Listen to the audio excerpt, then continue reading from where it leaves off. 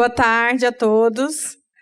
Vamos dar início aqui aos trabalhos do último painel para o nosso seminário. Agradecemos muito a todos que permaneceram conosco. Eu sei que é um dia longo de palestras. Eu queria começar, por favor, cumprimentando a todos, começando pelo IBRAC, na pessoa do René Medrado, seu presidente, do Fernando, nosso diretor de Comércio Internacional, pela organização do seminário. É uma alegria para mim moderar esse painel no IBRAC, nesse seminário que eu venho todos os anos, há mais de 10 anos, e para discutir esse tema, né, que, obviamente, é de grande relevância, como o dia de hoje demonstrou para nós. Queria agradecer também ao escritório Trent House Watanabe pelo apoio na preparação desse painel, na pessoa do Francisco e do Paulo Casagrande, que está ali atrás. E as nossas queridas panelistas, Marina Egídio, advogada, doutora em Comércio Internacional pela PUC São Paulo, a Constanza, Sherpa, Sherpa que fala?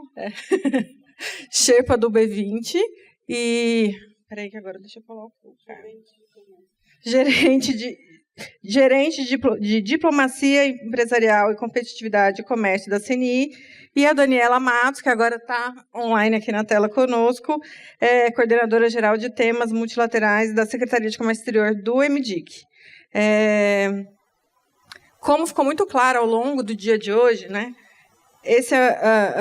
os desafios aí para a estratégia do Brasil decorrentes do crescimento das medidas comerciais verdes é um tema muito relevante na atual conjuntura, diante de todas as questões que foram discutidas ao longo do dia de hoje. Então, essas medidas, elas, por um lado, elas são extremamente necessárias, considerando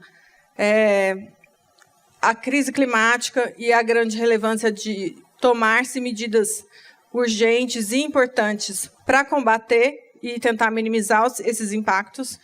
E, de outro lado, a gente tem a evidente dificuldade de que essas medidas, muitas vezes, se transformam em barreiras ao comércio internacional, que, como ficou também evidente no último painel, são, em muitos casos, impostas unilateralmente e, muitas vezes, não seguem as normas internacionais às quais todos os membros da OMC se vincularam voluntariamente.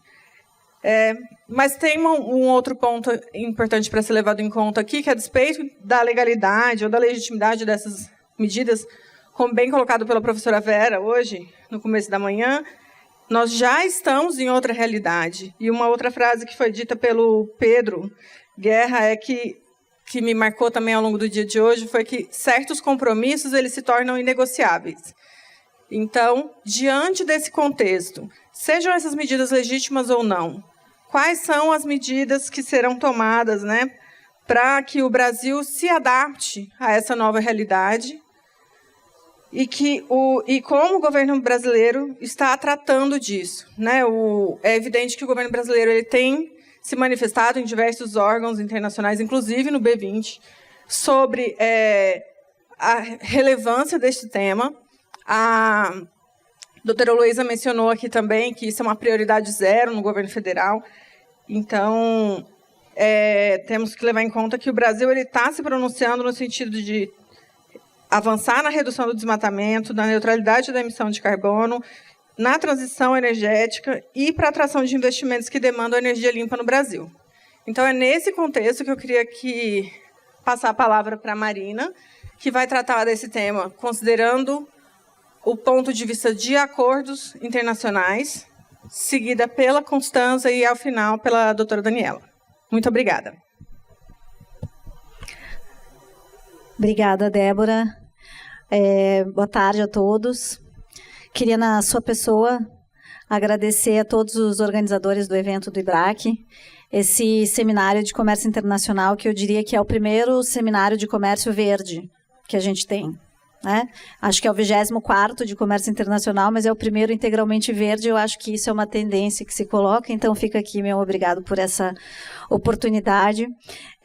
Eu tenho aqui, assim, até anotei aqui, 4 grandes desafios. O primeiro é o tempo, né? Falar nesse último painel, que eu sei que é um painel de arremate, assim, e o que separa a gente da taça de vinho ali é difícil. O segundo é falar antes das próximas 2 feras que vão falar depois de mim. Isso realmente é um desafio muito grande. O terceiro é o tema, né? Porque falar de estratégia é uma coisa super simples, é a pergunta de $1 milhão. Se a gente soubesse a resposta, a gente não estava aqui tendo essa conversa. E por último, depois de tudo que eu ouvi no dia de hoje, é manter um viés positivo. Como manter um viés estratégico que seja minimamente positivo diante de tudo que a gente vem discutindo aqui e diante de algumas mensagens que a gente ouviu no dia de hoje que, de alguma maneira, não me pareceram positivas, mas pareceram temerosas, me pareceram tensas. Em algum momento você pergunta, bom, a gente está num dilema do prisioneiro, porque como a gente vai brigar com o parceiro que nos alimenta todos os dias, né? Então, a gente está realmente, o Brasil tem uma posição muito delicada, eu acho, nesse cenário, então, o que deixa esse painel, assim, bem desafiador. Eu trouxe uma apresentação que está dividida em 2 partes, né? Então, em primeiro lugar, o fato de eu trazer uma visão mais acadêmica para esse painel de hoje me permite dar alguns palpites, eu diria despretensiosos, porque eles têm realmente um viés que parte da pesquisa, mas tem também a intenção de colaborar, de contribuir um pouco para as reflexões sob um viés mais positivo, né? Então, meus slides aqui eles se dividem em 2 partes. No primeiro, eu vou tratar um pouquinho sobre o resultado de uma pesquisa que a gente desenvolveu no IPEA nos últimos 3 anos, que foi analisar as regras dos mega-acordos regionais de comércio, e aí eu estou falando do africano continental, do RCEP e do CPTPP, que trazem aí regras muito modernas e, mais do que isso, participantes, membros que hoje representam talvez todas as angústias que nós conversamos durante o dia de hoje, né? E aí, talvez, acho que a grande mensagem seja, a despeito de todas as medidas que nós discutimos hoje, que são, talvez, vistas como medidas de fechamento ou de barreira, em nenhum momento esses parceiros deixaram de negociar acordos ou de buscar algum tipo de abertura comercial por outras vias, né? Negociais. Então, acho que esses 3 acordos trazem um pouco desse resultado. E o segundo viés da minha apresentação, ele vai trabalhar um pouco a questão, e aí com isso eu me baseio num artigo do Canuto, que saiu agora recentemente esse ano, justamente sobre a resiliência, né, da nossa globalização, sobre a reglobalização, e aí é interessante porque os resultados vão um pouco, a partir da mesma fonte a gente tem um resultado diferente do que foi colocado aqui na parte da manhã. Então, o meu primeiro slide, agradeço, sou eu que mesmo que troco, peraí, deixa eu ver aqui. Quando a gente pensa em meio ambiente, né, eu acho que a gente tem que olhar para desenvolvimento sustentável sob um viés mais amplo. Então, hoje em dia, a gente não tem como falar só de meio ambiente sem trazer esses novos temas que estão aí nesse mapa e que vai ser o início e o fim da minha fala. Por quê? Porque quando a gente fala em estratégia, uma estratégia de meio ambiente, ela não pode ser só de meio ambiente, ela tem que tocar em todos os demais pontos de uma estratégia, né? E aí, quando a gente olha para o Brasil num contexto contemporâneo, a gente percebe que esses temas, eles caminham juntos. Então, não dá para falar de meio ambiente e não falar de todos esses assuntos. Se a gente fizer um recorte sobre desenvolvimento sustentável, na pesquisa que nós fizemos no IPEA, a gente vai ter uma divisão em trabalho e meio ambiente. Então, a gente, obviamente, hoje aqui o tema são estratégias de defesa verdes, mas eu vou fazer do geral para o específico, trazendo um pouquinho de informação sobre meio ambiente e trabalho. Por quê? Porque o meio ambiente é uma agenda negativa, mas o trabalho é uma agenda positiva para o Brasil. E ela é pouco explorada, especialmente na via internacional. Então, quando a gente olha, por exemplo, entrando primeiro em meio ambiente, sobre as tendências dos acordos que a gente estudou lá no IPEA, a gente olhou para os mega acordos e a gente comparou com todos os que o Mercosul celebrou e que já tinham textos disponíveis, né? À época até Singapura ainda não estava disponível, mas o que a gente percebe ali é que o Brasil ele está na vanguarda negociadora com relação aos temas de meio ambiente. Se você pegar o acordo chileno, que é o acordo mais moderno que a gente tem hoje, ele é um acordo que trata, em grande medida, de todos os temas que nós temos. Ou no TPP, que é o acordo de maior densidade regulatória hoje, em arranjos regionais de comércio, e no acordo Mercosul-União Europeia, com alguns diferenciais até que chamam a atenção, né? Então, isso significa dizer que o Brasil e o Mercosul vinham numa tendência, vem tentando desenvolver uma tendência regulatória contemporânea, que abarca os temas de nova geração, como o meio ambiente, que segue a tendência global. O TPP tem, no capítulo de meio ambiente, um viés totalmente coercitivo, sujeito à solução de controvérsias do acordo, algo que o Mercosul e a União Europeia, essa é a razão de muito das nossas dificuldades, não tem. Opa, acho que eu apertei aqui sem querer um botão. Isso. E, além disso, você olha para o acordo com o Chile, ele também não tem essa coercitividade. Quando ele não tem a coercitividade, o que a gente tem? A gente tem uma norma esparsa, separada, como a que foi discutida no painel anterior, e eu me pergunto se eles fizeram avaliação de impacto regulatório para essa legislação, né? É uma discussão que a gente tem aqui no Brasil e que a legislação brasileira obriga para todas as regras que a gente faz, e a gente olha para a legislação europeia, que é uma legislação extraterritorial, e se faz esse mesmo tipo de pergunta, e por que não questionamento até na via internacional, considerando que o Brasil, volte e meia, ele é questionado pela ausência de avaliação de impacto regulatório e boas práticas sobre as legislações que a gente faz aqui no Brasil. Então, olhar para o universo regulatório é uma necessidade para fazer as contraposições com as legislações domésticas que se colocam hoje. Quando a gente olha para comércio e meio ambiente, a gente vai ver que o acordo com a União Europeia é o único que traz absolutamente todo o marco regulatório multilateral como objeto de cumprimento de obrigações, ou seja, o Brasil, ao se comprometer no acordo com o Mercosul, ele se compromete com todas essas normativas, algo que a gente não tem nos demais acordos, isso é um ponto importante. A União Europeia é a única que traz aquele conceito que a gente já está acostumado, que é o direito preventivo. Então, existe e aí acho que esse é um ponto bem sensível dentro do trabalho, que é a possibilidade dela estabelecer uma legislação preventiva a despeito de um estudo cientificamente comprovado, algo que a gente combateu fortemente em SPS, na OMC, no tempo do nosso livrinho verde, que continua sendo o melhor livrinho do comércio internacional, mas esse efeito que a gente chama de Bruxelas, ele também puxa aí muito da regulação internacional. E quando a gente olha para os acordos, todos esses universos de acordos que a gente tem aí na frente, nessa tela, o que eu queria só chamar a atenção? O acordo com o Chile, ele tem um capítulo próprio de meio ambiente. O TPP também. A União Europeia, ela tem um capítulo de desenvolvimento sustentável que abarca outras questões. E as questões que vêm nesse acordo são questões relacionadas deixa eu só passar um pouquinho aqui, a trabalho. E quando a gente olha para trabalho, eu acho que esse slide é muito significativo. Esse é o universo de cláusulas laborais que foram negociadas em acordos multilaterais, em acordos regionais de comércio. Por que isso é importante?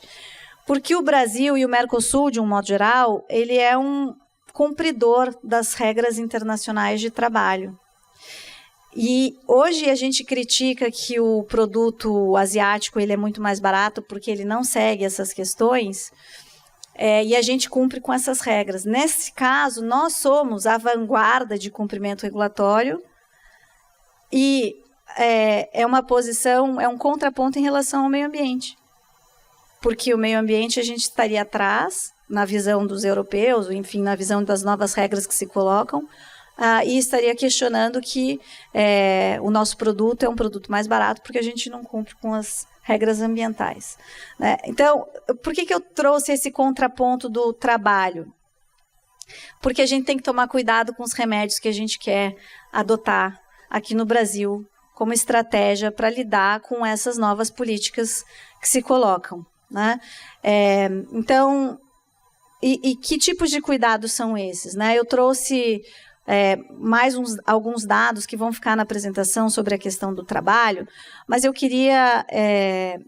E aqui é o nosso universo de cumprimento de regras trabalhistas, né, da OIT, e que estão citadas nos acordos multilaterais de comércio.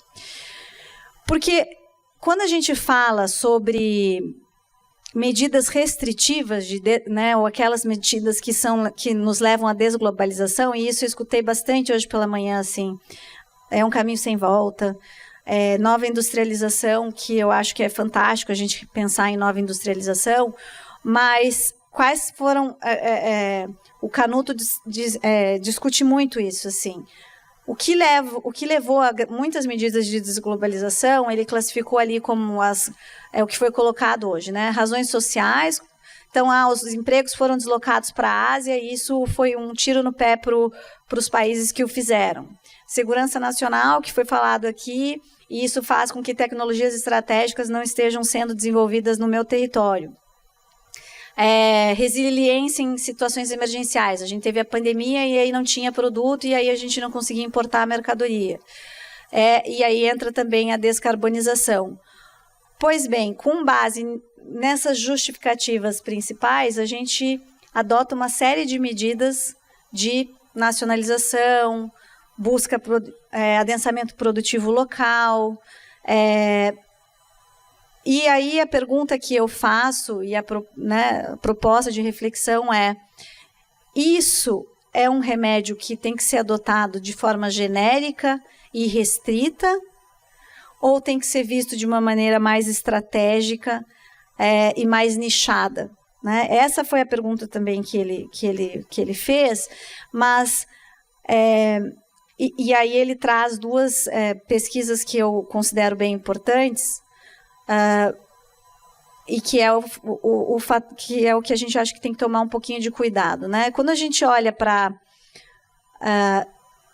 o fechamento de determinados mercados ou a apresentação de determinadas medidas de barreira, a gente tem que levar em consideração os custos de desmobilização. Então, ele levantou, desde a pandemia até aqui, quais foram os efeitos dos fechamentos realizados. E aí, o que ele percebeu? Em primeiro lugar, que, embora o FMI tenha uma pesquisa que fale sobre a menção a políticas de industrialização, que foi trazido hoje aqui pela manhã, o FMI também estudou se, de fato, houve desglobalização das cadeias e redução de fluxo de comércio a partir dessas novas políticas industriais. E o que o FMI conclui é que é muito caro desmobilizar, e eu desmobilizar muitas vezes faz com que eu não consiga lidar com os problemas domésticos, porque eu não dou conta de produzir localmente. Além de ser muito caro, eu não resolvo o problema do abastecimento doméstico. As políticas tarifárias de fechamento, aquelas que foram citadas aqui hoje muito como exemplo do que deve ser seguido, elas se mostraram um problema, e a gente está vendo esse reflexo hoje tanto no agro nos Estados Unidos como na indústria de transformação. Então, a gente percebe que a política de fechamento, se ela não de tarifas, né, se ela não for bem calculada, e eu acho que o Brasil vem pensando, refletindo sobre isso, e acho que a gente tem que estar atento aos pleitos que se colocam justamente para não cair e não ceder em relação a essa reflexão que se faz necessária, ela pode ser, pode no final trazer um problema maior do que o remédio que a gente está tentando trabalhar, né? Essa pesquisa mostrou também que setores específicos, sim, tiveram esse fechamento e se mantiveram no foco do fechamento, e aí a gente está falando justamente daqueles produtos que foram também colocados hoje aqui, energéticos, minerais críticos e específicos na parte de transição energética.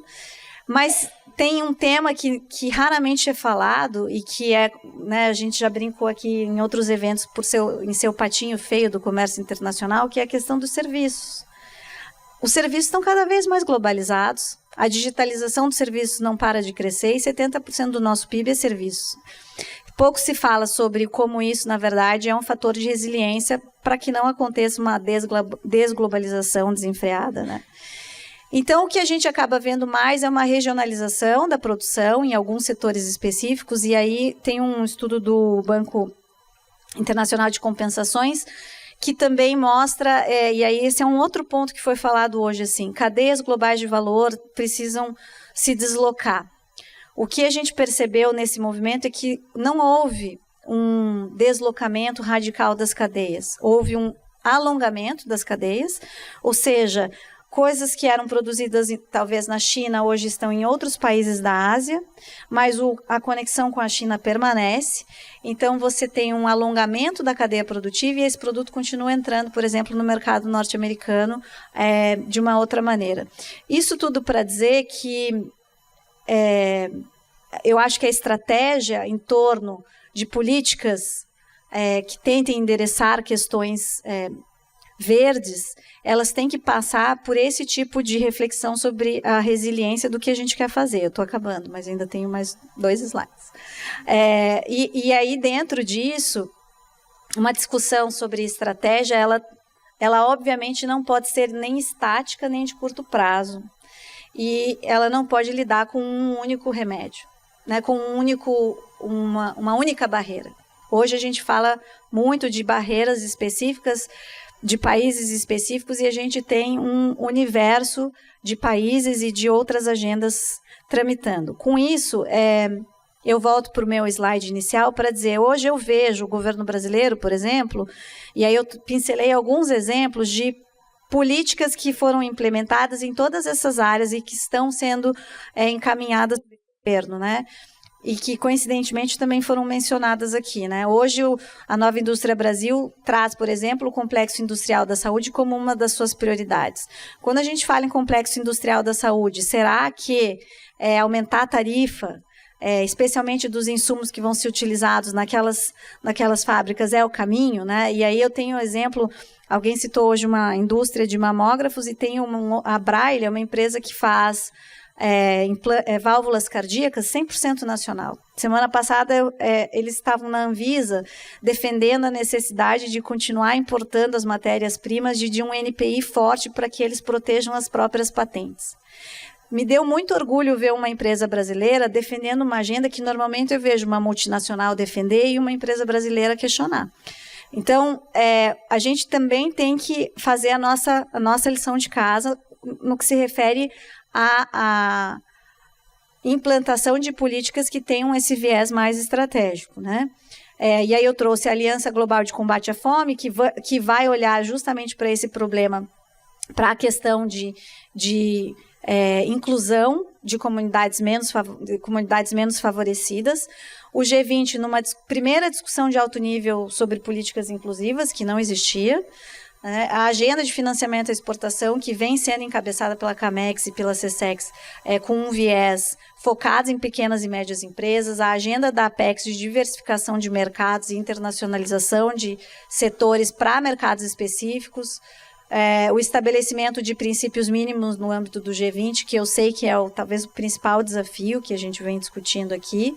E aí eu não podia deixar de citar, ontem conversava com a secretária Ana Tônia do Clima, e ela citou o Plano Clima Participativo, que é uma consulta pública que está à disposição e que o âmbito de participação privada ainda é muito pequeno, justamente para colocar políticas que tenham um viés climático e que possam favorecer os setores locais dentro dos mecanismos de descarbonização, né? Então, é trazer o setor privado para pensar junto, né? Então, quando a gente pensa em estratégia, quando a gente olha para a estratégia como um todo, eu acho que não dá para falar de verde sem olhar para todos esses universos. E, por último, eu trouxe aqui, esse é meu último slide, eu prometo, eu trouxe algumas reflexões, né? Então, com base em questões que eu vi recentemente aí dentro dessas pesquisas, né? Ontem a secretária falou para mim assim, a gente precisa de uma união da governança entre OMC e o UNFCCC do clima. Enquanto não houver uma governança que seja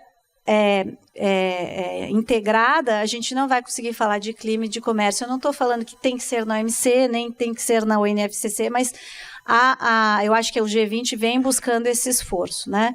Manter uma política de negociação de acordos é fundamental para a gente levar todas as reformas internas a cabo enquanto a gente faz negociação e abre mercado para os nossos produtos, né? A gente tem outros mercados para olhar e a gente tem que focar também nisso, ao mesmo tempo em que a gente se torna mais maduro para o cumprimento das regras verdes que estão sendo colocadas pelos outros países. Posicionar o Brasil nessas cadeias produtivas. Eu acho que é importante a gente saber que a gente também pode ser um fornecedor de médio valor agregado, e a gente tem que olhar para essas oportunidades. Eu vou dar um exemplo, foi mencionada a lei do IRA aqui nos Estados Unidos, que tem restrições, e lá eles separam quem são os países aliados de quem eles vão comprar produtos. O Brasil não é um deles. Por quê?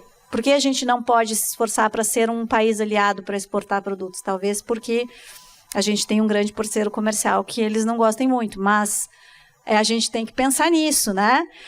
Buscar uma melhoria regulatória nos acordos que já existem, né? E eu acho que existe um esforço da SESEX para que isso aconteça.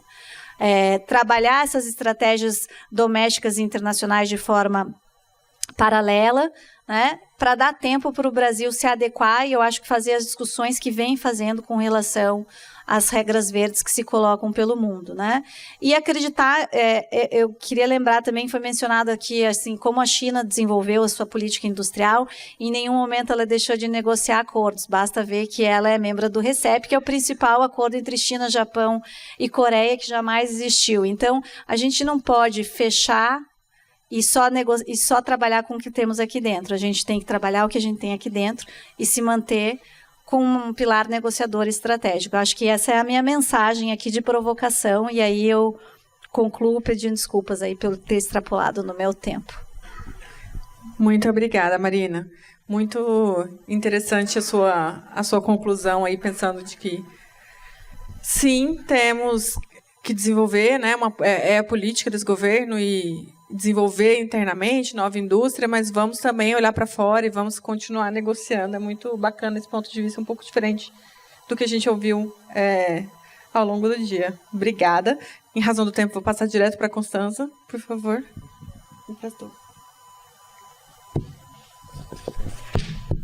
Oi, boa tarde a todos. É um prazer estar aqui. Ano passado eu dei bolo e aí eu fiquei com muita culpa e falei, esse ano não. O B20 está me matando, mas eu falei, eu preciso do meu momento com a Trade Bubble. E é muito bom estar aqui com vocês. Eu tenho uma apresentação também. Eu gostei muito do que a Marina trouxe. Eu queria, talvez, para ajudar a explicar o que eu vou trazer, o meu não abrange. A Marina trouxe uma perspectiva muito maior, que eu acho que ela é muito relevante, e eu acho que é uma provocação que, para nós que somos da área de comércio, temos o dever de sensibilizar outros atores não é ou política industrial ou política comercial, qual que é a política comercial para esse novo momento. Eu acho que é esse o tipo de discussão que a gente precisa ir fomentando, e muito do que a Marina trouxe leva um pouco a pensar isso. A minha apresentação hoje vai focar um pouco mais na parte essa de acesso a mercados e barreiras, então, de uma parte dessa nova forma de fazer política comercial. ou industrial, ou como a gente quer chamar, depende dos objetivos. Então, ela tem um escopo menor, mas acho que depois podemos discutir. Então, e aqui, obviamente, com a perspectiva do setor privado, então, olhando como nós, como setor privado e indústria, temos atuado nessa área de barreiras comerciais. Acho que a primeira coisa que eu colocaria aqui, tentando... Ui, eu não sei o que eu apertei. Esse não é o meu. Tá.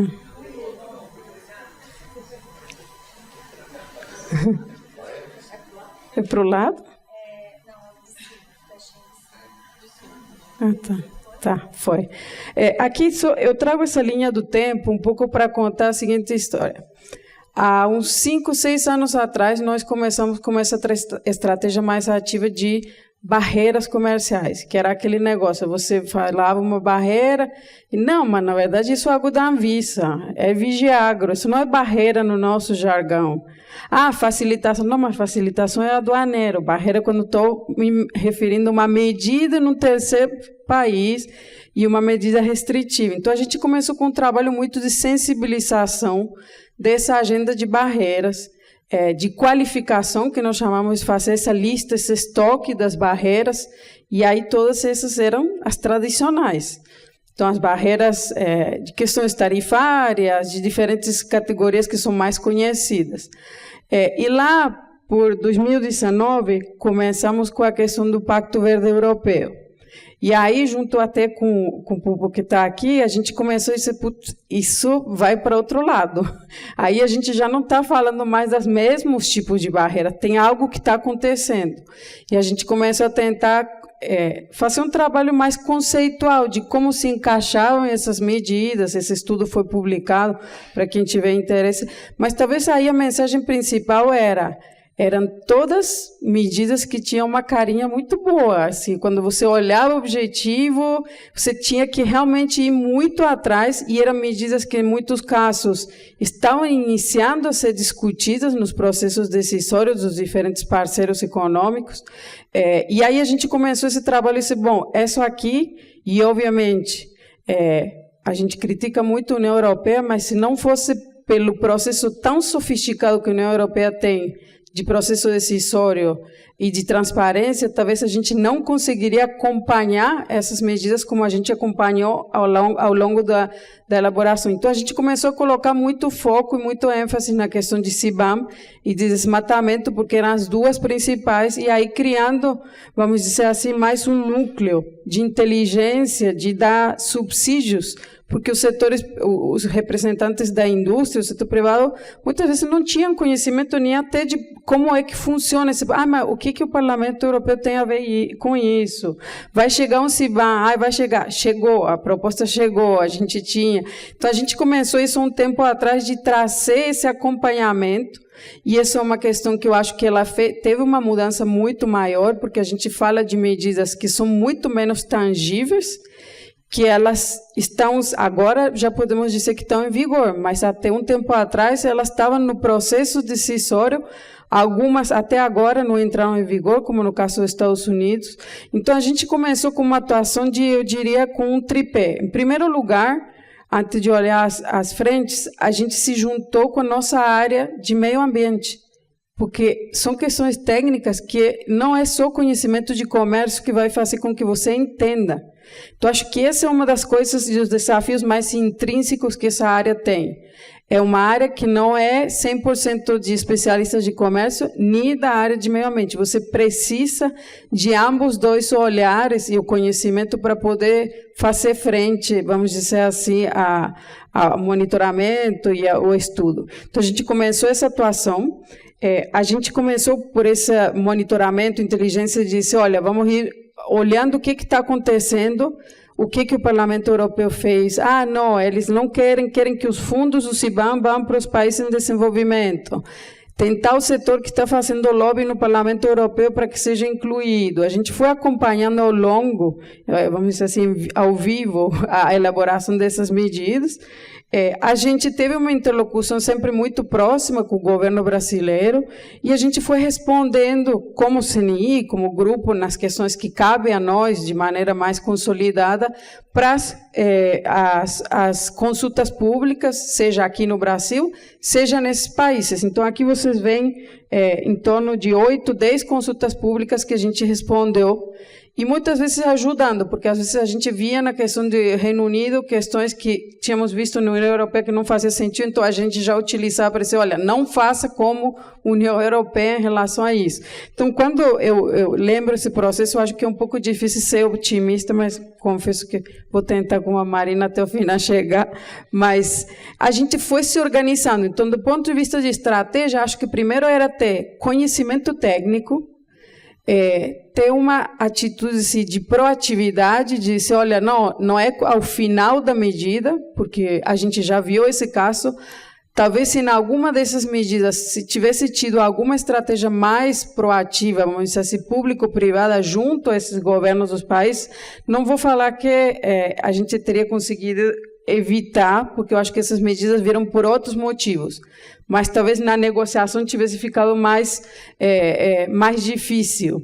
E a gente vê alguns dos outros parceiros fazendo isso, né? E daí uma questão que eu acho que fica como aprendizado do ponto de vista, fazer defesa de interesses no seu próprio país é fundamental, mas tem agendas que essa agenda de defesa de interesses, ela transborda, ela é junto aos outros países e, nesse caso, ainda mais junto aos órgãos que legislam nos outros países. Quando a gente foi fazendo esse trabalho de inteligência, a gente, e aqui a Marina trazia isso um pouco, muitas vezes se confunde como se fosse uma questão só ambiental. E aí a gente conceitualmente começou a ver que, por um lado, a gente fala de medidas que no âmbito ambiental tem a ver com mudança climática, e aí CBAM, descarbonização, com uma questão de evitar a questão de fuga de efeito de carbono, mas também com outras coisas que estão por detrás, a questão das medidas de desmatamento, então a gente começa a classificar algumas dessas medidas, e depois a gente traz as outras frentes. Então, tem questões também ESG, que vão além da questão ambiental, então tem questões sociais, de governança, e aí, de novo, sempre na frente é a União Europeia, com essas duas medidas, sobretudo com a The Due Diligence, que foi publicada em maio, junho desse ano, que já está em vigor, que é uma que talvez é menos conhecida, mas que eu acho que é muito importante se debruçar sobre essa medida, porque é uma diretiva, não é um regulamento, ela já está em vigor e vai ter que ser colocada em prática pelos Estados-membros, então aí deixa uma margem para que os Estados-membros adotem isso de uma outra forma, não isonomicamente, e tem a ver com uma questão de due diligence, mas dentro da estratégia da empresa, é como se a legislação entrasse dentro e falasse, olha, você vai ter que fazer isso, isso, isso, e senão você vai ter sanção. Então, a gente começa a entender que isso é um escopo muito mais amplo e que também tem questões sociais e de due diligence com o trabalho forçado, aqui no caso da União Europeia. Então, o primeiro é ter essa noção de que o conceito e as temáticas, elas são bem mais abrangentes. Aqui eu não vou entrar nos detalhes do que são cada uma delas, até porque eu acabei de mencionar aqui, eu acho que aqui são todos especialistas, mas eu acho que essa questão de entender que existem essas medidas e que algumas têm setores que são mais atingidos, então, no caso dos CBAMs, os setores intensivos em uso de energia, a questão de desmatamento, obviamente, é agro, mas também é agroindústria, cuidado, porque há setores que talvez, intuitivamente, nós achamos que não vão ser afetados pela medida e são, e depois há outros que são mais multissetores, porque tem a ver com questão de direitos humanos, questões sociais. Então, não há uma área, vamos dizer assim, que não fique fora e sempre olhando a União Europeia porque é a que está na frente desse tipo de medidas. Então, quando a gente olha esse panorama, e eu acho que os desafios, obviamente, são muito mais inúmeros em relação às oportunidades, acho que o primeiro é uma questão de fragmentação regulatória. Se Reino Unido começa com seu CBAM, se a União Europeia já tem o seu, se Canadá foi em frente com as iniciativas que tinha, onde que isso vai parar? Assim, como que, do ponto de vista regulatório e fragmentação, é um risco e um desafio enorme. Acho que tem também uma questão de barreiras reputacionais, porque, às vezes, naquelas medidas que você pré-classificado em categorias, obviamente que você já está embutido numa questão reputacional, muitas vezes sua empresa não tem nada a ver, mas o seu país já entrou aí, então acho que, e nem quer falar de que isso é feito sem olhar os seus próprios esforços. Tem uma questão de custos, que eu acho que é difícil de calcular, a gente consegue dizer, em termos, no curto prazo, setores que já exportam e seriam impactados, mas tem custos de adaptação das próprias empresas e tudo isso que a gente não consegue hoje calcular, mas que a gente entende que eles podem ser muito altos e que estão ligados também a questões administrativas. Tem um desafio muito grande de conhecimento técnico, então primeiro falávamos do conhecimento de entender para onde que a medida está indo. A segunda, o PhD 2 é sobre como que ela vai ser implementada. Se as perguntas e respostas, se são os atos infralegais da Comissão Europeia que vão me dizer, se vai ter uma autoridade. Quando a gente olha o processo para aqueles que são como eu, fanáticos do processo da União Europeia, tudo que nós vimos de a questão de ir para um nível comunitário, há uma volta atrás em relação a isso, porque essas medidas elas estão criando um arcabouço onde os Estados-membros voltam a ter um poder muito grande de fiscalização na implementação dessas medidas e de criação de autoridades que vão ser competentes para fiscalizar. Então, há uma grande questão de conhecimento técnico e como vai funcionar, e como isso vai me impactar. E isso a gente vê que, se para nós, setor privado brasileiro, é um desafio, ele está sendo enorme para o próprio setor privado europeu. E aí a gente consegue ter alguns exemplos quando a gente olha os relatórios que as empresas têm que ir aportando no caso de CBAM nessa fase transitória. Então, eu acho que há também uma questão de compatibilidade com as normas, que também é um desafio, mas que a gente também não pode ser naif, porque nesses tempos não tem muitas se importando com isso, mas obviamente que isso é uma preocupação, mas não acho que seja um fator relevante. E tem uma questão de um grau de incerteza em relação aos fluxos de comércio. Como que isso vai se traduzir em questão de fluxos se diversificarem para outros países? Uma questão que a gente não consegue saber hoje, mas que é importante também de ser monitorada.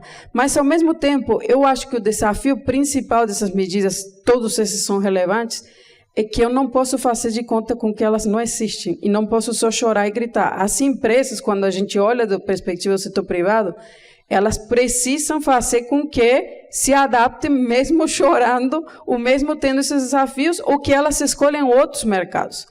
E aí é que eu acho que reside um dos grandes desafios, um pouco bipolar, que a gente tem com essas medidas, e quando a gente às vezes fala, não, mas eu quero capacitação técnica para entender.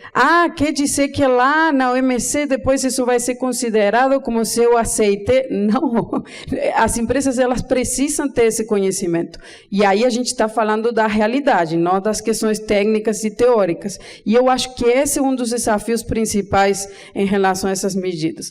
Quando a gente olha oportunidades, eu acho que também existem algumas oportunidades, e aí essas oportunidades, em primeiro lugar, acho que, sobretudo no caso de CBAM, tem a ver com alavancar questões nas quais o Brasil ainda não avançou, e o mercado de carbono, sem dúvidas, é um. Então, não é igual você enfrentar uma discussão desse tipo do CBAM já com o seu mercado de carbono funcionando do que sem. Não é igual você defender CBAM para o seu país se você não tem nem mercado de carbono.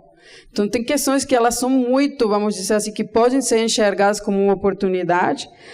Eu acho que também, do ponto de vista do liderazgo, do protagonismo natural que o Brasil tem pelas suas vantagens, essas medidas fazem com que tem lugares que mais naturalmente são abertos para que o Brasil tenha uma liderança. em fóruns internacionais, em negociações. Acho que também há uma questão de cooperação internacional, então as nossas relações econômicas com esses países também podem começar a ser pactuadas por uma cooperação para tentar minimizar os impactos dessas medidas. Não falo derrubar, porque eu acho que aí é muito naif, essas medidas foram criadas por outros motivos. E para finalizar aqui, quando a gente olha, falei até agora de estratégia na perspectiva do setor privado, quando a gente olha do ponto de vista de governo e de atuação, a gente entende que há, quando a gente olha essas ações, talvez 3 grandes grupos. No âmbito multilateral, foi mencionado aqui antes, como em diversos comitês na OMC, grupos de trabalho e outros fóruns vêm discutindo isso, e isso precisa ser acompanhado proativamente. Essa não é uma frente para descuidar, mas essa é uma frente que não resolve de um dia para o outro. É onde eu vou colocar a semente, porque deixar a cadeira vazia tem um custo muito alto. E o que eu conseguir vai ser ganhos marginais importantes do ponto de vista, e o Brasil já tem toda essa tradição, então não há motivo para o Brasil não ter uma agenda ofensiva, proativa nessa frente multilateral e desses fóruns. Do ponto de vista bilateral, eu acho que aqui nós entendemos que as ações elas têm que continuar numa espécie de barganha, se eu puder dizer assim, sensata, sagaz. Se tem países com os quais eu estou negociando um acordo bilateral, faz total sentido, e a União Europeia, por definição, é o caso, que eu busque minimizar os impactos dessas medidas. Faz total sentido que com países novos, por exemplo, se as negociações forem avançar com o Canadá, eu crie mecanismos que me garantam que, diante de um avanço de alguma dessas medidas, o acordo vai ser a prioridade e eu não vou ser afetado. E faz total sentido buscar ainda acordos bilaterais ou acordos de comércio que tenham capítulos de desenvolvimento robusto para o Brasil. Não há o porquê não se ter isso. Eu acho que a gente, se em algum momento isso foi um desafio, era mais um desafio, uma visão política, mas não uma falta de necessidade ou algum desafio estrutural que o Brasil tenha para poder incluir isso no seu modelo de acordos comerciais. E, last but not least, do ponto de vista, vamos dizer assim, doméstico do Brasil, eu acho que chegou um momento, e aí isso é uma coisa que precisa ser feita e dita com muito cuidado, quais que são as ferramentas que o Brasil tem para fazer frente a esse tipo de medidas do ponto de vista unilateral. E aqui eu acho que a resposta não é, vamos copiar, vamos fazer um CBAM. Aqui a resposta ela é mais profunda. Então, o que o Brasil tem na sua matriz energética, nos seus processos, que faz com que possa pensar em algumas estratégias de leverage para fazer com que a gente também tenha uma ferramenta para, vamos dizer assim, entrar nesse jogo e não só ficar recebendo, vamos dizer assim, os impactos negativos dessas medidas. Falei muito, mas acho que era isso. Não, me sobrou 1 minuto, Marina. Muito obrigada, Constanza. Muito interessante. De novo, vou reiterar aqui o fechamento, que eu acho que já é o gancho que a gente precisa para chamar a fala da Dani aqui, que quais são as ferramentas que o Brasil tem para participar dessas discussões, né? E aí, nesse contexto, eu peço para a Daniela Matos se juntar a nós aqui, que ela já está virtualmente, não está aparecendo no telão, o pessoal do TI puder nos ajudar aqui com isso. Não. Que a Dani, agora sim, obrigada. Dani, por favor, a palavra é sua. Boa tarde a todas e todos. Eu queria agradecer a Débora, ao IBRAC pelo convite. Infelizmente, eu não pude estar presente fisicamente, eu vou perder a taça de vinho que a Marina comentou, mas é uma honra estar aqui com vocês remotamente. Queria cumprimentar a Marina, a Débora, a Constanza e todos os demais presentes. Eu preparei uma apresentação também, eu vou compartilhar aqui com vocês. Eu vou só pedir para vocês me confirmarem se vocês conseguem ver a minha apresentação. Sim, Dani. Tá certo. Bem, então, acho que fazendo um gancho com a apresentação da Marina e da Constanza, a relação entre comércio e sustentabilidade, ela veio para ficar, né? E assim, é claro que eu acho que depois do dia de hoje, com todas essas discussões, né, como vocês comentaram, é um seminário IBRAC verde, Mas ainda é um ponto que aqui, pelo menos no governo, a gente tem isso muito claro, né? Aqui na coordenação geral de temas multilaterais, comércio e sustentabilidade não era um tema, que havia aqui uma equipe dedicada para tratar do assunto, né? Óbvio que existia essa relação entre comércio e sustentabilidade, a OMC sempre teve um comitê de comércio e meio ambiente, o princípio 12 da Declaração do Rio fala sobre medidas comerciais, né?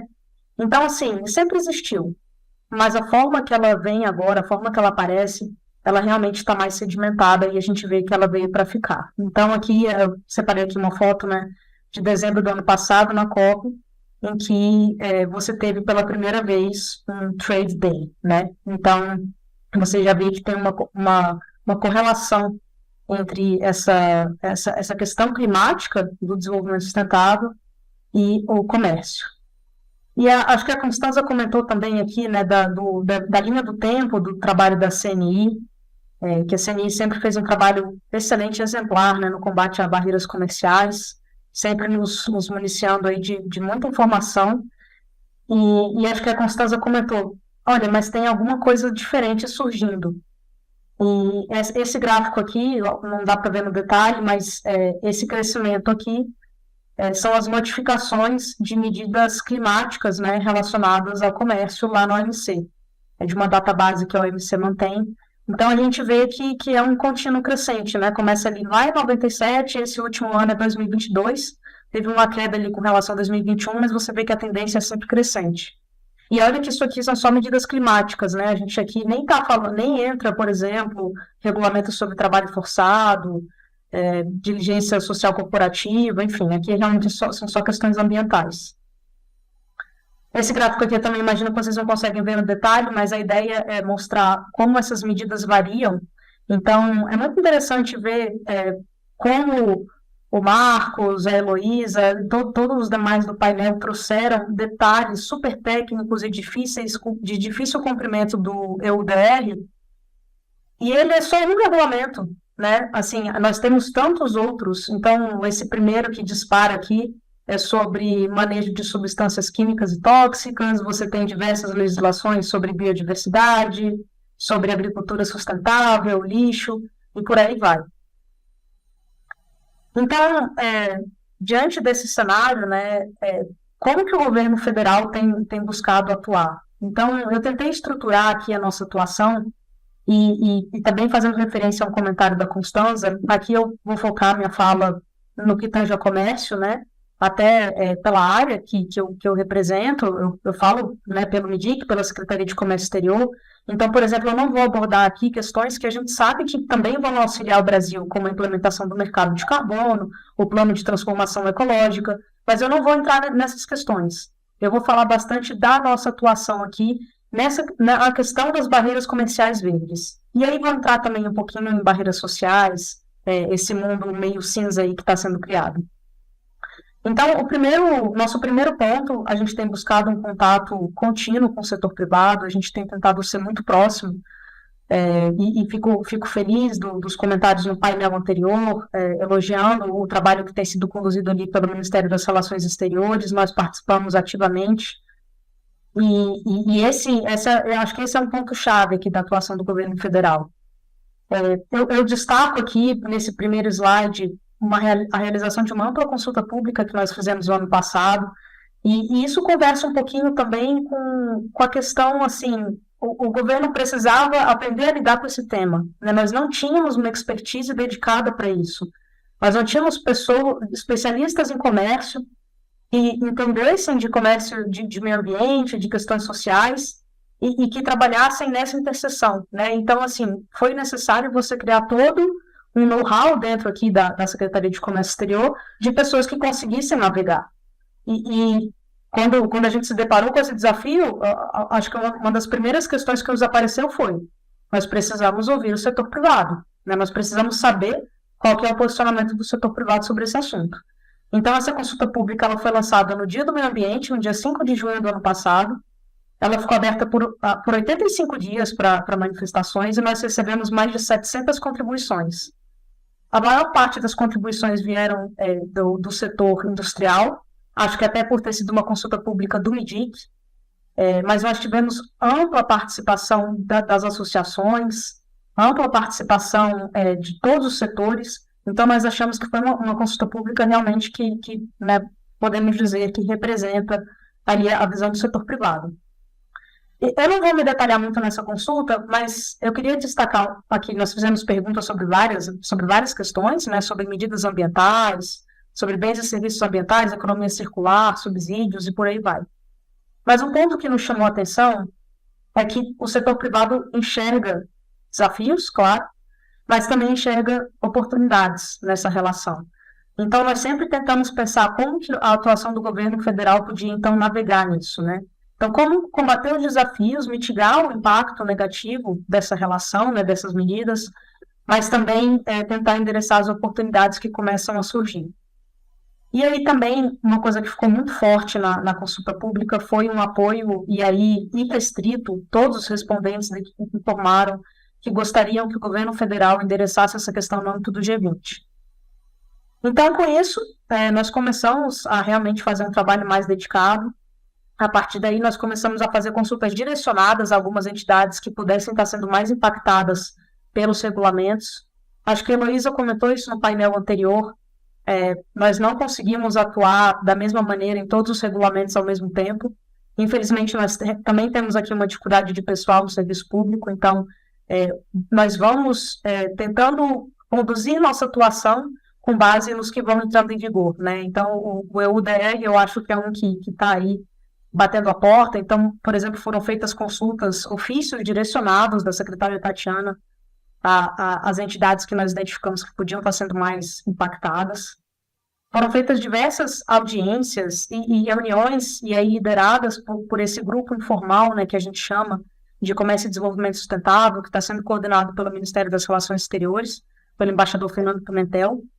São reuniões sempre muito produtivas, e a gente sempre aprende muito com o setor privado sobre as dificuldades, sobre o que precisa ser tratado junto à União Europeia, nesse caso. Então, é sempre uma experiência muito enriquecedora aqui para o nosso trabalho. E também atividades de promoção comercial, né, que aí a gente sabe que a gente precisa de uma atuação do governo e do setor privado para fazer essa questão da imagem e de toda essa atuação que envolve aí uma promoção dos produtos brasileiros no exterior. Tem um segundo eixo que diz respeito à cooperação internacional e negociações internacionais.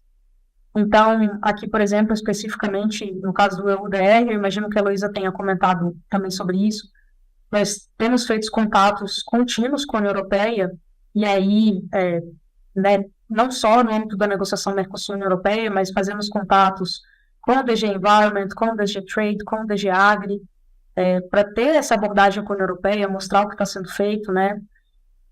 Nós também temos discutido esses temas no âmbito do diálogo comercial Brasil-Estados Unidos, no DIPDOC. No ano passado foi criado um grupo de trabalho sobre comércio e desenvolvimento sustentável.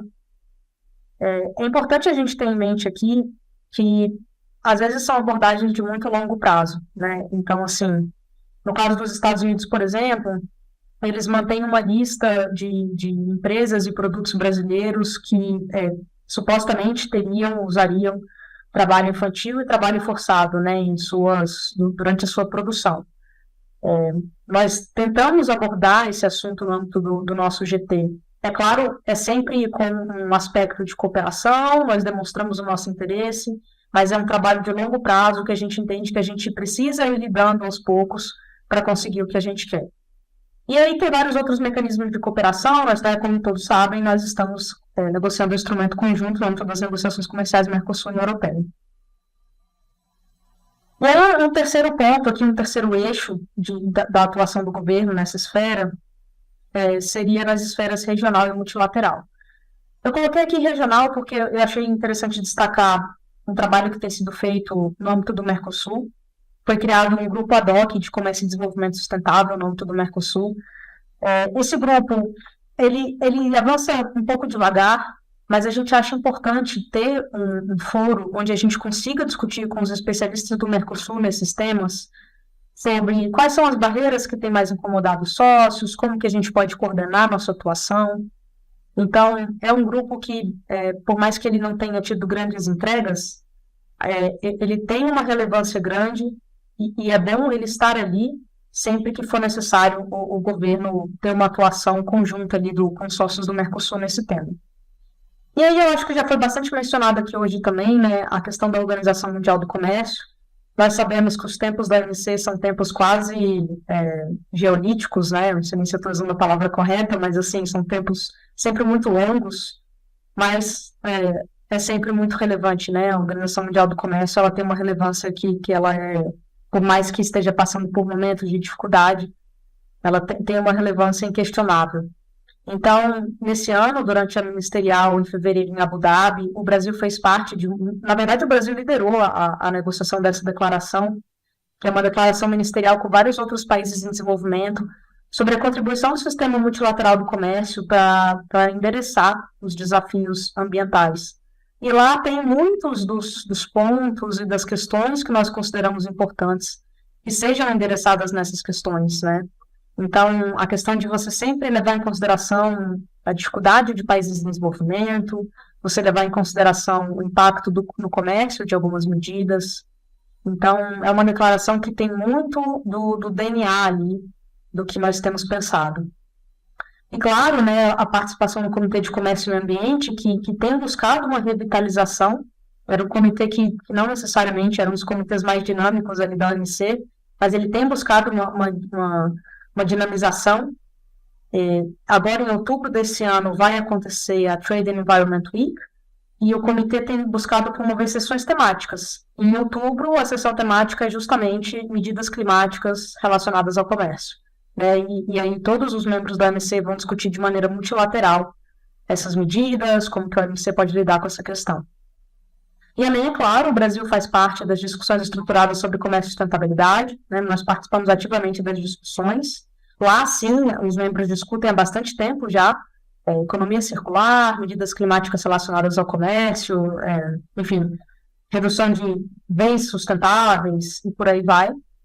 E o Brasil aderiu recentemente ao diálogo sobre a poluição por plásticos. Tem uma discussão que ocorre na OMC que busca prover apoio do ponto de vista do comércio para as discussões sobre plásticos que acontecem no âmbito da UNEA. Então, são negociações distintas, mas desde o início o DPP foi criado para exatamente endereçar as questões comerciais que o acordo na UNEA pode tangenciar, pode endereçar, ou enfim. Então, o Brasil aderiu recentemente a esse diálogo. E aí, o que nós consideramos aqui, talvez a cereja do bolo, e a gente sabe que não existe nenhuma bala de prata para esse assunto, mas tem sido uma prioridade aqui na nossa atuação, é a inclusão do tema comércio e desenvolvimento sustentável no âmbito do G20, né? E aí, especificamente do grupo de trabalho sobre comércio e investimentos, que a gente chama de TIWG. Esse grupo ele prepara os trabalhos para a reunião de ministros de comércio. Os ministros de comércio vão se reunir no dia 24 de outubro, e nesse dia nós esperamos que até lá nós consigamos um consenso e consigamos o resultado que nós, né, queremos nesse assunto. E aí eu coloquei aqui para vocês, né, qual que era o nosso expected outcome. E isso foi apresentado aos membros do G20 em dezembro do ano passado, na issue note que o Brasil circulou. E naquele momento, já avançamos muito nessa discussão, mas naquele momento nós, né, chamamos os membros do G20 e falamos, olha, nós achamos que é importante que os membros do G20 consigam sentar e discutir esse assunto. Na OMC a gente sabe que isso está muito difícil, esperava-se algo muito maior em termos de comércio e desenvolvimento sustentável na ministerial, isso não foi possível. Eu mencionei aqui uma declaração, mas foi uma declaração do Brasil com países em desenvolvimento, não foi multilateral. Então nós pensamos assim, os membros do G20 precisam conseguir sentar e conversar sobre isso, né? Acho que a Constanza comentou, né? Não adianta a gente sentar, chorar e ignorar que existe. Então, vamos conversar sobre isso e vamos acordar princípios e conceitos que podem servir como base para o desenho e a implementação de medidas de sustentabilidade, de desenvolvimento sustentável relacionadas ao comércio. Né?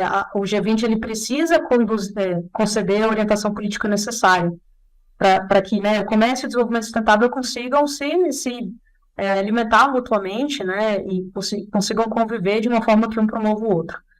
E eu acho que a Marina também comentou, né, eu acho que a Anastasia também, o risco de disrupção e fragmentação, né, de várias normas, um emaranhado ali de regulamentos que o setor privado vai ter muita dificuldade de trabalhar. Então, nós realmente achamos que é um desafio enorme, mas nós achamos que o G20 tem um papel muito importante nesse ponto. E essa proposta de atuação, ela está em linha com as recomendações do Trade and Investment Task Force do B20. A Constanza tem distribuído por aí e fez um trabalho excelente sobre essas recomendações. Nós identificamos várias recomendações que estão em linha com esse trabalho que nós temos feito. E, só destacando aqui também, né, na consulta pública que foi feita ano passado, houve muito interesse do setor privado que o governo atuasse dessa maneira. Então, eu coloquei aqui nesse slide uma linha do tempo, né, do nosso trabalho. Então, em dezembro, nós apresentamos essa issue note. Em janeiro foi realizada a primeira reunião com os membros e, basicamente, a reação dos países foi: por que vocês estão fazendo isso? Né? Assim, nós não vamos conseguir chegar a um acordo sobre isso. Isso daqui é muito complexo. Mas, com o tempo, os membros começaram a perceber que havia uma discussão, nós precisávamos de um locus para essa discussão. Então, nós também fomos fazendo diversas bilaterais ao longo desse tempo. Em abril, nós tivemos a primeira reunião presencial, e aí sim a gente já conseguiu ter uma discussão muito mais direcionada e com muito mais engajamento e participação. E aí, em junho, também, nesse meio tempo, nós tivemos diversas bilaterais. Em junho, nós tivemos a apresentação do nosso primeiro rascunho, né, do que nós queremos que sejam os princípios.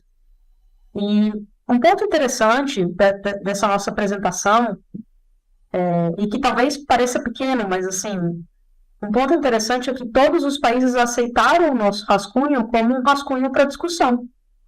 Parece pequeno, né? Mas assim, diante de tudo que a gente tem visto, acho que a secretária Tatiana Prazeres sempre comenta, né? Às vezes é meio perigoso dormir, porque a gente, quando acorda, sempre tem uma nova notícia do mundo do comércio que parece pior do que a de ontem. Então, assim, no meio de tudo isso que está acontecendo, você realmente conseguir colocar os membros do G20 para discutirem um documento e todos eles aceitarem que aquele documento é um ponto de partida, para nós pareceu um avanço.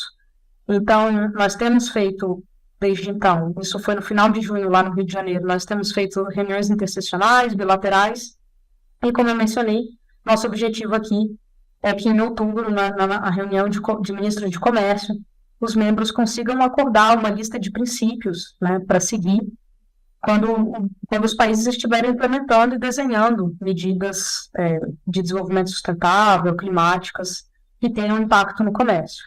E isso parte daquela avaliação de que, assim, essas medidas, elas não são privilégio de um único país, elas não são focadas num único tópico, elas realmente vieram para ficar. Então, dado esse diagnóstico de que nós precisamos endereçar isso, é um bom ponto de partida nós pensarmos qual o recado que os ministros de comércio podem dar para os demais ministros, né? Por exemplo, para o ministro de Meio Ambiente, ou para o ministro, enfim, de Educação, ministro do Trabalho, o que quer que seja. Qual o recado que nós podemos dar? Será que nós podemos concordar que essas medidas devem ser transparentes?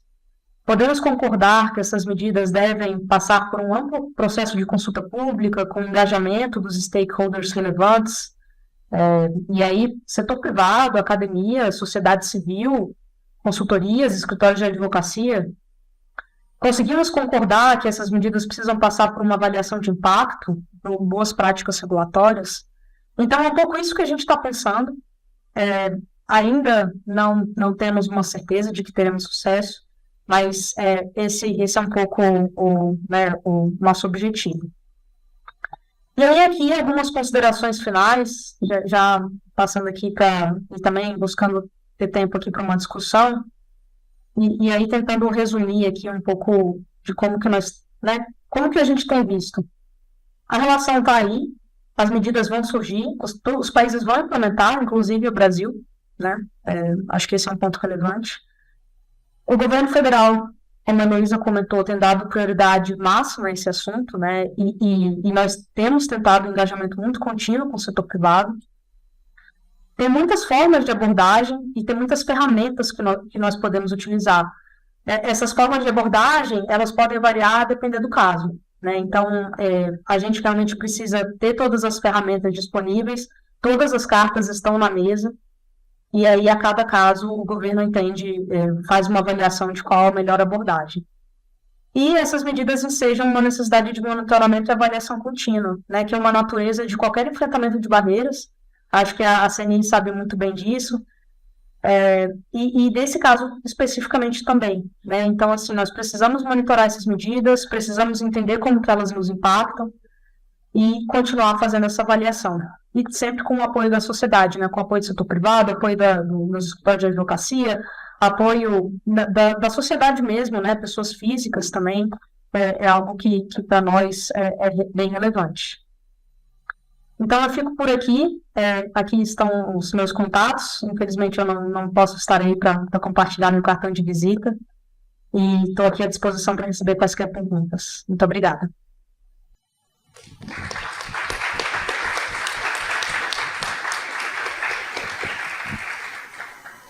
Muito obrigada, Daniela. É muito interessante notar aqui que a gente...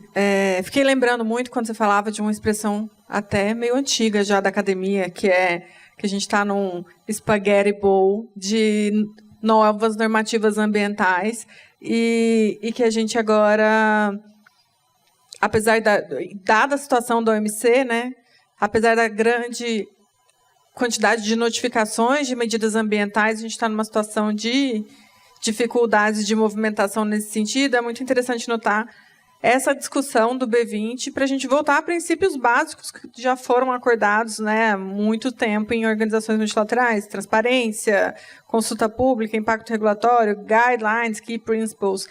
É um pouco chocante a gente ter que voltar a esse nível de discussão depois de tantos avanços, mas que bom que eles estão ocorrendo, mesmo que no âmbito de uma outra organização, em uma situação de guidelines e princípios, mas que a gente possa voltar a discutir algum direcionamento para essas medidas.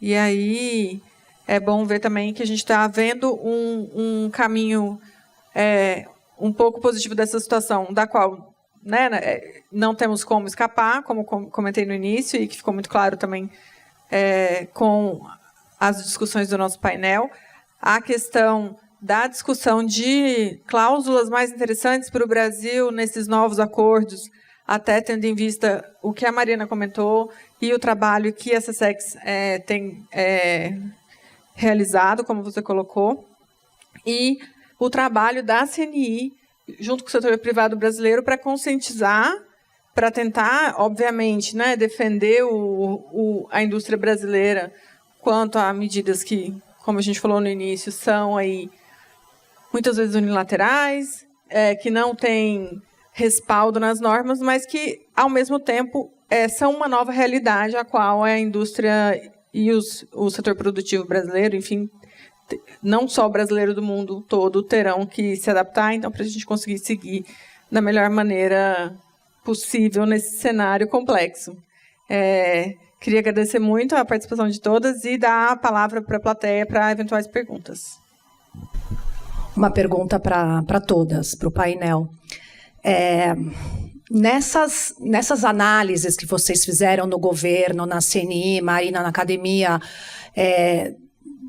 da proliferação de medidas que tem, a Marina ampliou para as medidas sociais, falou da legislação trabalhista brasileira, que ainda com a reforma é um ossinho duro de roer para o empresariado brasileiro. Vocês tem algum tipo de intersecção com o legislativo e os projetos de lei, que tem um projeto de lei de 2022, né, que é praticamente uma cópia da diretiva de due diligence da União Europeia. Não sei se vocês chegaram a analisar esse PL. Ontem teve uma audiência pública em Brasília, da Procuradoria Federal de Direitos dos Cidadãos também, sobre responsabilidade social corporativa tratando desse PL. Isso porque no governo, no executivo, você tem as medidas das políticas públicas, né, e isso tem uma intersecção com o G20, com o B20, com todos os acordos internacionais, mas depois tem uma proliferação de outras medidas que a empresa tem que cumprir também. Então, a sensação que dá é que o setor privado ele tem que cumprir a normativa interna, né, muitas vezes com fiscalização do Ministério do Trabalho, com uma interpretação extensiva da legislação trabalhista, e tem que cumprir com a due diligence agora externa também, né, como padrão. Então, como que está sendo feita essa transversalidade dentro do governo, principalmente com essas outras autoridades, o Legislativo, Procuradorias do Trabalho, o Ministério do Trabalho, com relação às obrigações que a empresa tem que cumprir? Não, de fato, essas questões no legislativo acontecem, mas eu acho que hoje em dia são dois mundos que eles estão em paralelo. Acho que eles não estão sendo enxergados do ponto de vista de política acoplados ou juntos.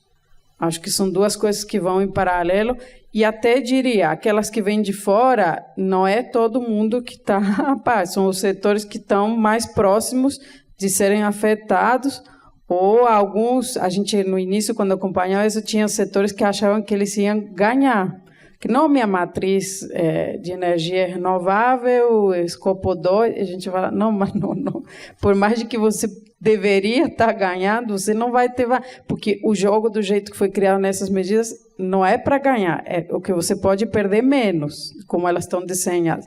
Mas, enfim, voltando à sua pergunta, acho que não há hoje uma discussão, mas é um aspecto relevante para se olhar. Aí acho que há um tema, eu acho que o problema não é a due diligence, porque isso é uma coisa que a gente precisa aceitar, isso faz parte do... A questão acho que não está sendo feito à luz das questões internacionais ou como um olhar do que vem da União Europeia, das medidas de fora, por uma questão de comércio ou por uma questão normativa externa, e aqui adentro. Aí é um processo que eu acho que também a gente precisa gerar mais conhecimento, que são os guidelines da OCDE em relação a Corporate Social Responsibility, como seria em português? Tá. Não, governança... Isso, tá. Depois você aprende. E... que agora foram revisadas. E esse foi um processo que ainda não é muito conhecido aqui pelas empresas. E isso o Brasil tem, é um acordo vinculante. O Brasil faz parte, tem o PCN, o Ponto de Contato Nacional, esse instrumento foi renovado. A renegociação desse instrumento já mostrava como essa tensão da União Europeia queria influenciar a renegociação dessas guidelines de Social Corporate Responsibility. Então, assim, eu acho que ainda não há uma questão de olhar como que o doméstico se junta ao internacional, mas que é um exercício que é muito válido para os acadêmicos daqui. Eu convido, depois me compartilhem. Não, vou só dar um minuto de complemento para dizer que eu acho que o externo e o interno, muitas vezes a gente sente falta desse diálogo. Então, de fato, eu não vejo muitas vezes o legislativo recebendo os inputs que talvez poderiam receber para fazer a construção legal com base em referências internacionais, né? Então, acho que a gente também tem que fazer essa lição de casa, porque a avaliação, por exemplo, de impacto regulatório não se aplica ao legislativo no Brasil e assim, salvo engano, em outras jurisdições também não. Então, você tem uma situação onde não há uma necessidade de você olhar para a norma externa necessariamente. Acho que agora, então, vamos passar para o prêmio. Muito obrigada a todos e vamos sair do caminho do vinho.